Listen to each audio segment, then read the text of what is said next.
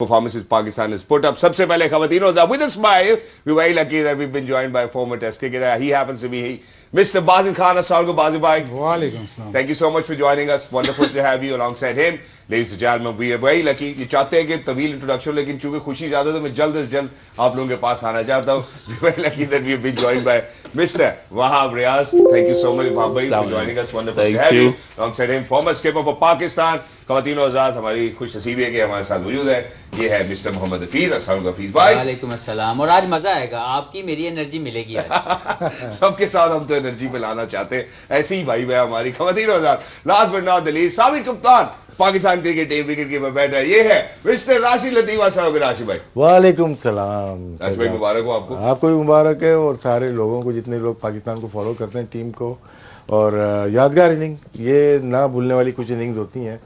No doubt के fastest century नहीं है, लेकिन इम्पैक्ट कितना छोड़ा वर्ल्ड क्रिकेट पे होता है ना, कि हम लोग तारीफ जब इनिंग खेलें और पूरी दुनिया तारीफ कर रही हो, जिस तरह विलियमसन ने बात की है, मतलब फ़ख्र की वजह से पूरा मैच चेंज हो गया. तो आउटस्टैंडिंग बैटिंग, बहुत सारे लोगों ने कहा पहले नहीं खेला, लेकिन होता है कभी कभार प्लेयर के साथ के आउट ऑफ फॉर्म होता है.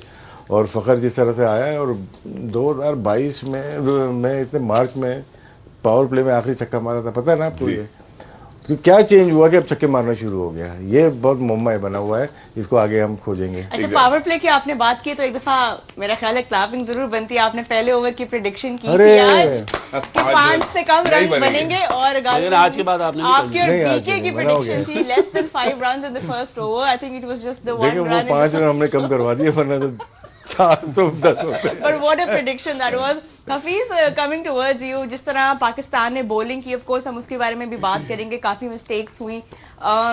But overall, the decision to bowl first against New Zealand and then, you know, getting them to score around 400 odd on the scoreboard, क्या लगता है गलती कहाँ पे मेजर हुई?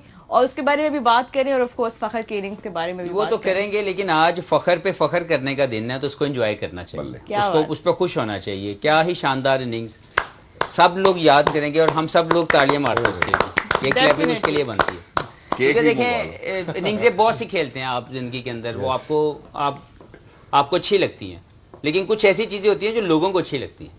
तो ये आज की इनकी इनिंग्स, चाहे इससे पहले इन्होंने बहुत सी अच्छी अच्छी इनिंग्सें खेली हुई हैं. चैंपियंस ट्रॉफी का जो इनकी, जहाँ से फ़ख्र स्टार्ट हुए, जहाँ से उनको एक इम्पैक्टफुल प्लेयर के तौर पर दुनिया ने देखा, वो तो थी. लेकिन जो ये वाली इनिंग्स है कि एक मुश्किल हालात में, जहाँ पे कोई चीज़ पाकिस्तान के लिए शायद मुश्किल से मुश्किल लग रही थी, और फिर उसके ऊपर 400 रन का एक बर्डन आपके ऊपर आ जाए, वहाँ पे कैलकुलेटेड क्रिकेट खेलना, अग्रेसिव क्रिकेट खेलना, और जिसको कहते हैं ना कि फॉर्चून फेवर्स द ब्रेव, ये वो वाला इम्पैक्ट है कि उन्होंने बहादुरी दिखाई और फिर सारी चीज़ें उनके लिए वर्कआउट की. और उनका जो सबसे मुझे खूबसूरत लगी इसमें, जो क्लैरिटी थी, और जो वो एक मीटअप पॉइंट है बॉल और बैट का, जिसको क्रशिंग द बॉल कहते हैं, दैट वाज स्पेशल. जिस टाइम पे उन्होंने उसका इम्पैक्ट, अगर वो बॉल दूर है, पास है, ऊपर है, नीचे है, इनका वो जो इम्पैक्ट पॉइंट था, दैट वाज स्पेशल. और ये शो करता है कि वो हंगरी थे अपनी ये क्लास शो करने के लिए, या वो इस अपॉर्चुनिटी का इंतज़ार कर रहे थे जब वो किसी भी वजह से बाहर बैठे रहे, क्योंकि उसके ऊपर हम बाद में बात करेंगे. लेकिन जब वो आए हैं तो उन्होंने आके दोनों मैचों में इम्पैक्ट डाल दिया. तो ये बड़ा इंपॉर्टेंट है कि मैं बात करूं कि मॉडर्न डे क्रिकेट में आपके इंटेंट के साथ जो सबसे इंपॉर्टेंट चीज़ जो है, जो नोट की जाती है, वो आपका इम्पैक्ट है, कि आप गेम के ऊपर कैसा इम्पैक्ट डालते हैं. और फ़ख्र ने साबित किया कि ये एक मोस्ट इम्पैक्टफुल प्लेयर है पाकिस्तान के अंदर, जिसको बाहर निकालना या उसको इस तरह जो है वो एक बेंच पे बिठाना, वो ठीक नहीं था. क्या बात है. Right Wahab, your thoughts on Fakhar's innings and the overall match? सबसे पहले तो आई थिंक अगर पाकिस्तान को कोई मैच जितवा सकता था तो वो फ़ख्र था. और हम शुरू से बात करते रहे हैं फ़ख्र एज एन इम्पैक्ट प्लेयर, और आज जो उसने इनिंग्स खेली है वो वाकई ना भूलने वाली इनिंग्स है, और कमाल ही कर दिया उसने. पाकिस्तान को वापस इस टूर्नामेंट में एक लाइफ दे दी उसने. मुझे ऐसा लगता है कि बहुत आउटस्टैंडिंग, बहुत मैच्योर इनिंग्स. अगर आप उसके फिगर्स देखें तो उसके 81 बॉल्स पे 126 रन है, जिसमें उसने 19 गेंदों पे 98 रन किए. और बाकी जो है उसने जो लिए हैं, आप समझ लें कि तकरीबन कोई 60 बॉल लिए हैं उसने, 62-63 बॉल्स जो उसने लिए हैं, उसमें उसने टोटल जो है 28 रन किए. सो दैट शोज़ कि कितनी मैच्योरिटी से वो खेला है। और मुझे ऐसा लगता है कि जो बाबर उसके साथ खेला या बाबर ने उसको साथ जो खिलाया, that is an other great example. और ये हमने अपनी पहली इनिंग्स में देखी थी जब रविंद्रा को केन विलियमसन खिला रहे थे। सो बाबर ने उसको जो साथ दिया, लेकिन फ़खर ने जो आज खेली है जिस तरह, जिस कमांड से 11 छक्के मारना और एक भी मिस हिट ना हुए और सारे जाए स्टैंडों में, तो मुझे लगता है कि आज जिस तरीके से उसने खेला है उसने पाकिस्तान को दोबारा से इस वर्ल्ड कप में होप दिया है। एंड यू नेवर नो कि पाकिस्तान इंग्लैंड को अब हरा के जो है वो सेमीफाइनल में क्वालिफाई कर रहा है। फखर जमान पे ऑब्वियसली पूरे पाकिस्तान को एहमान। मैं जरा जाना चाहता हूँ टू बाजिद खान। बाजिद भाई, सबसे पहले तो मैं एक तस्करा करना चाहता हूँ, please correct me if I am wrong. मुझे लगता है कि शायद आपने ये बात की थी कि अगर फखर की फॉर्म नहीं लग रही तो 2-3 गेम्स वो मिस आउट करे, अपना मेंटल ब्लॉकेड हटाए और उसके बाद वापस आए। अब जब हम वापस आने की बात करते हैं, हम एक इनिंग्स में सबसे ज्यादा छक्कों की बात करेंगे, फखर जमान का नाम उसमें आएगा। हम किसी भी ऑपोजिशन के against most number of centuries की बात करेंगे तो फखर जमान का नाम आएगा। What was that clarity that he needed, और अब आपको लगता है कुछ स्टांस तब्दील किया है या it was just a mental blockade which he got rid of? नहीं, कोई टेक्निकल तो कोई इश्यू उसने चेंज नहीं किया। शायद वो जो प्रेशर रिलीज हुआ है of not performing for so many games, और उससे वो दूर गया। उसने एक बात की है कि मैं 2-2 घंटे प्रैक्टिस करता रहा हूँ, मैं स्पिनर्स की प्रैक्टिस करता रहा हूँ, फील्डिंग कोच के साथ मैंने अनथक प्रैक्टिस की है। तो वो जो प्रैक्टिस की है उससे शायद इसका कॉन्फिडेंस बहाल हुआ है, इसकी जो बल्ले पे बॉल लगना शुरू हुआ है उससे मेंटली ये वापस आया है। क्योंकि फ़खर जमान का आपको याद होगा एक अफगानिस्तान के मैच में हम आपस में डिस्कशन कर रहे थे कि कभी बॉल इसके ऐसे अंदर आके बीच में से नहीं गुजरता, वो भी गुजरना शुरू हो गया था, कितनी बुरी फॉर्म लग गई थी।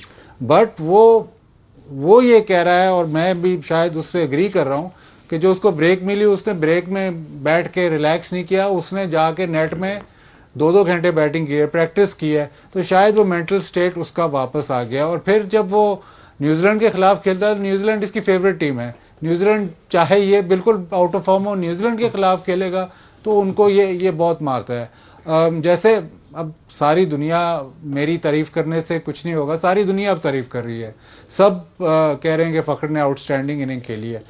मेरा पॉइंट यह है कि जो पाकिस्तान वे है, शायद पाकिस्तान वे ये है कि जब पाकिस्तान को बिल्कुल ही राइट ऑफ कर देते हैं ना, तब वो वापस आते हैं। मैंने आपको कल भी बोला था कि जैसे आप आखिरी सेगमेंट में हमें जाने नहीं देते ना, बार बार सवाल करी जाते हैं, वैसे पाकिस्तान हमें जाने नहीं देता। हम कहते हैं कि जी अब 400 हो गया, अब चांस नहीं है, अब क्वालिफिकेशन का चांस नहीं, लेकिन वो खींच के ले आते हैं। और अब मेरे ख्याल मेरे अलावा, मुझे तो ऑलमोस्ट यकीन हो गया, लेकिन सारे पाकिस्तान को यकीन हो गया कि पाकिस्तान क्वालिफाई कर रहा है, बॉल जैसे भी होगा। अब इस इनिंग्स के बाद सारे पाकिस्तान को यकीन हो गया कि पाकिस्तान क्वालिफाई कर रहा है, चाहे श्रीलंका से न्यूजीलैंड से मैच है, लेकिन सारे पाकिस्तान को इस वक्त अगर आप पोल करें ना तो 99.9% वो यही कह रहे हैं कि पाकिस्तान क्वालिफाई होगा। Well, Fakhar Zaman made quite a few, entries into the record books today. अगर हमने आज उनके most sixes in an innings की भी बात की है, most centuries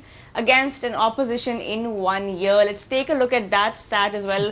Quite a lot to discuss and unpack from that one Fakhar Zaman innings today. But of course इसके पीछे बहुत सालों की मेहनत है और एक कॉन्टेक्स्ट भी है कि वो कितनी देर एक रफ पैच से गुजर रहे थे. You know, we saw it in the Asia Cup. Even before that, we started seeing those glimpses. But as BK said, कि when it's New Zealand, you better believe Fakhar Zaman will bring his A game. 4 centuries हैं अभी तक New Zealand के खिलाफ फखर की 2023 में. तो यहाँ पे Hafeez, I want to ask you, कोई स्पेशल ऑपोजिशन होती है जिसके खिलाफ जब आप खेलते हैं और जिनके खिलाफ आपने स्कोर किया होता है, तो आपको कोई एक एडेड इंस्पिरेशन ऑलरेडी मिलती है कि यार इनके खिलाफ आई नो कि मेरा स्ट्रॉन्ग एरियाज क्या हैं and I will try to go back to that place mentally and bring in my best game? नहीं, बहुत ज़्यादा ये वर्क करती है क्योंकि आपकी कुछ जो दिमाग के अंदर जो पॉजिटिव सेल्स बनते हैं वो इस सोच के साथ भी बनते हैं कि इस ऑपोजिशन के खिलाफ मैंने लास्ट मैच खेला था तो मैंने स्कोर किया,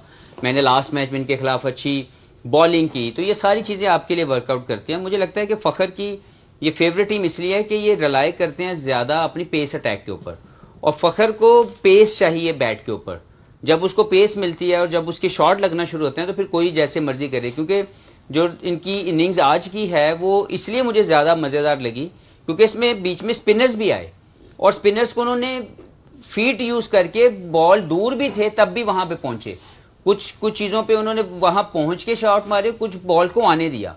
तो ओवरऑल मैं समझता हूं कि ये जो आपने बात की कि न्यूजीलैंड उनकी फेवरेट टीम है, वो इसमें कोई शक ही नहीं है कि अगर एक साल में आप एक ही अपोजिशन के खिलाफ 400 करते हैं तो आप सोचिए वो कितने डरे होंगे।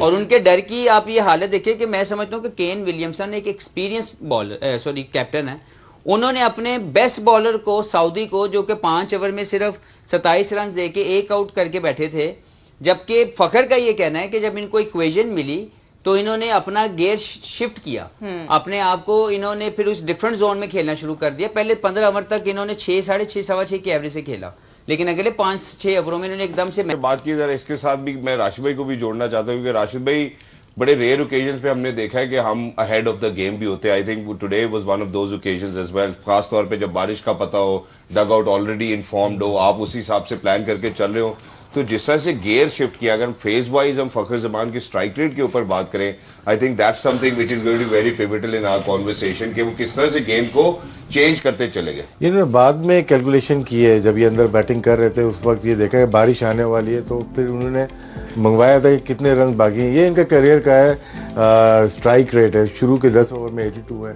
मेन जो है 31 और 40 ओवर के दरमियान और 41 से 50 ओवर के दरमियान जब ये जाते हैं तो ये फ़खर वे है, जिस पर बात की थी बादिद ने और वहाब ने, ये इनका स्टाइल है। पाकिस्तान में अगर देखा जाए, ये हमने 5 फेज दे दिए, हम 3 फेज में जाते हैं तो सबसे अच्छा रिकॉर्ड आज भी, जब ये ड्रॉ पर उस वक्त भी फ़खर जमान का था, इनका लास्ट में जो रिकॉर्ड था, जब मतलब कि 190 वही है, तकरीबन 95 प्लस था पेसर्स के ऊपर, जो कि 140 प्लस करते हैं। वो दुनिया में जितने प्लेयर देखेंगे ना, लास्ट ओवर में वो डिक्लाइन हो जाता है, नीचे आ जाता है। लेकिन ये ऐसे प्लेयर हैं, ये जैसे हफीज़ ने कहा कि पेस को लाइक करते हैं। न्यूजीलैंड की खैर आज उनके पास एक बॉलर शॉट था जो फ्लिप से बॉलिंग कराए ना, वो हफीज़ का यही कहने का मकसद है कि आप अपने मेन बॉलर को पहले करा लेते अगर बारिश आ रही है। वहाँ पर शायद कैलकुलेशन में मिस्टेक हुई है विलियमसन ने, लेकिन आज दोनों की, स्पेशली अगर बाबर की भी बैटिंग देखें, इन दोनों की, इन्होंने ये भी कहता है मारना भी है और आउट भी नहीं होना। और यहाँ पे प्रेडिक्शन जो थी बादिद की कि इश्क सोदी काम आएगा, काम आ गया। Wahab, I want to get your opinion. Do you agree with what is being talked about कि perhaps New Zealand could have been more attacking while Fakhar was there and while he was batting? देखिए, wicket तो फखर की चाहिए थी, क्योंकि जिस तरीके से फखर ने स्टार्ट किया था तो he was the only dangerous man. और अगर उसको आउट कर ले तो आई बिलीव कि पाकिस्तान टीम यहाँ तक ना पहुँचती, मोस्ट प्रॉब्लली 5-6 आउट हो गए होते, क्योंकि तेज़ खेलना था। और व्हेन वी टॉक अबाउट फखर, तो he is somebody who can create that difference. अगर ये मैच 50 ओवरों का भी होता तो जब तक फखर टीम खड़े हुए थे तो तब तक पाकिस्तान टीम ये मैच जीत रही थी। असल में उनकी लिमिटेशन यहाँ पे आ गई कि जिधर उन्होंने सऊदी ने जब अपना तीसरा ओवर करवाया है, उसको उसमें 2 छिक्के पड़े हैं, उसके बाद उन्होंने उसको दोबारा लेकर आए हैं बारिश से पहले। लेकिन बारिश के बाद जब इक्वेशन ऐसी हो जाए तो फिर कप्तान को चाहिए कि अपने मेन बॉलर को ले आए, क्योंकि मैच लंबा होता तो हो जाए। आई नो ओवर कम हो गए थे या जो भी था, क्योंकि वो एक ओवर सऊदी का 20 रन का गया जी।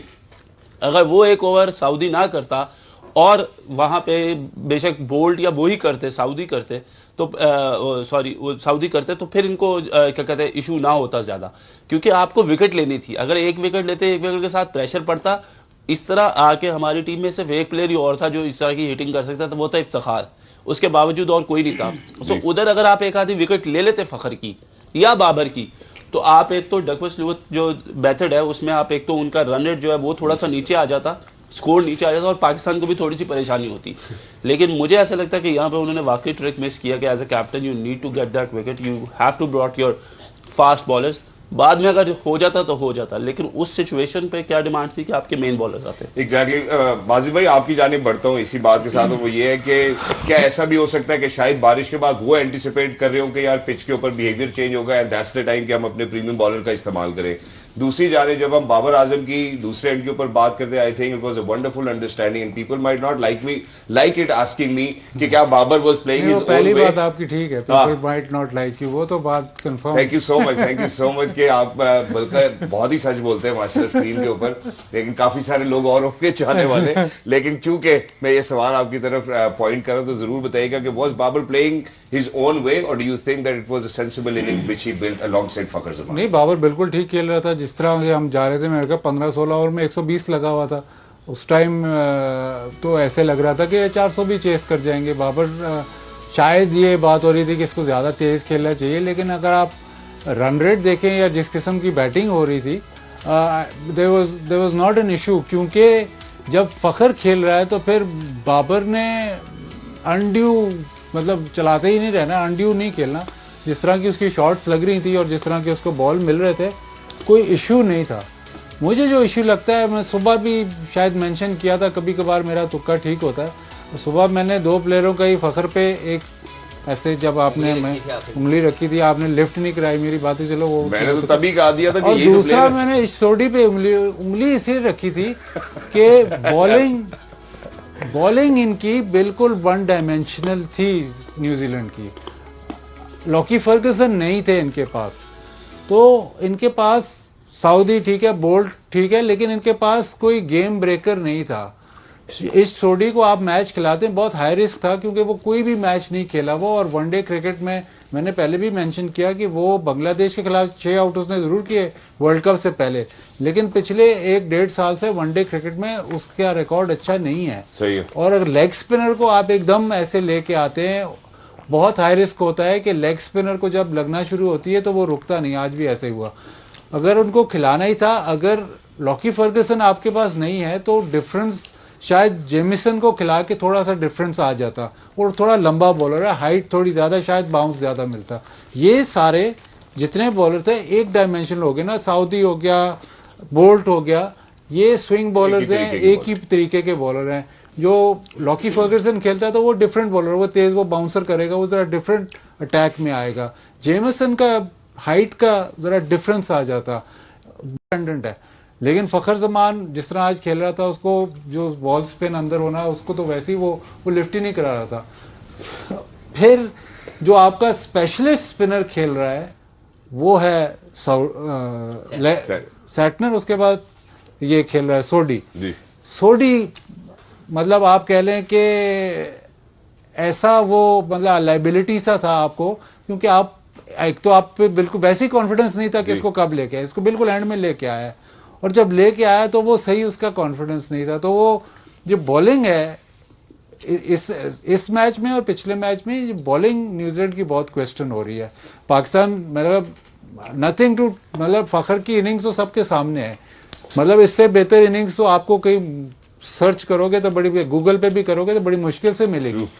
बट न्यूजीलैंड को ये सोचना पड़ेगा। हम सुबह भी ये तस्करा कर रहे थे कि जी पाकिस्तान ने फास्ट बॉलर खिलाए, उन्होंने स्पिनर खिलाए। पाकिस्तान ने फास्ट बॉलर खिलाए बिकॉज उनके स्पिनर कंट्रीब्यूट नहीं कर रहे थे। न्यूजीलैंड ने स्पिनर खिलाया जो कि पहले 1 साल से कंट्रीब्यूट नहीं कर रहा, उसको खिलाया, चांस लिया, जो कि मेरे हिसाब से गलत हो गया। और बाजिद भाई ने जैसे फ़खर जमान के ऊपर उंगली रख के कहा था, जी सोडी की 6 ओवर बाकी है। जैसे बाजिद भाई ने सुबह जो फ़खर जमान पे उंगली रख के कहा था, इनको याद हो कि ना याद हो, मुझे याद है जरा जरा।